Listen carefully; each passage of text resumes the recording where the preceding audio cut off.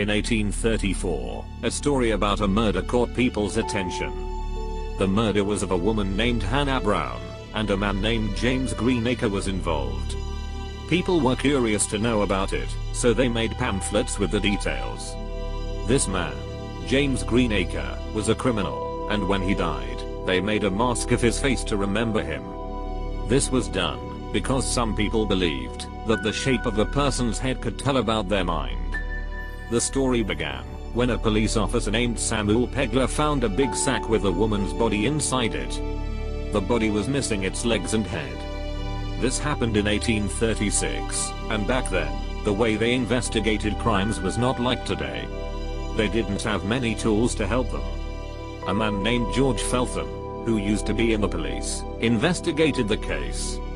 He found the body's torso, and a doctor said that the woman was of average height and age, and she didn't have any diseases. They saw a mark of a ring on her finger, and noticed she had something unusual in her body that made it hard for her to have children.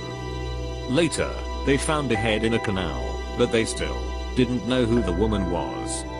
There were no pictures back then, so they put the head in a special liquid and showed it to people, hoping someone would recognize her. But it didn't work. After some time, they found the rest of the body and identified it as Hannah Brown. Her brother recognized her by an injury on her ear. Hannah was supposed to marry James Greenacre, but he cancelled the wedding. James was accused of killing her. During the trial, James first said he didn't know Hannah, then he said he accidentally killed her during a fight, when they were both drunk. The doctor's evidence showed he was lying.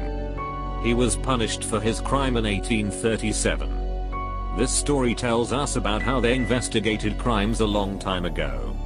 They didn't have all the tools and methods we have today. It was important to find the body to solve the crime, and sometimes criminals tried to hide or break up bodies to make it harder for the police.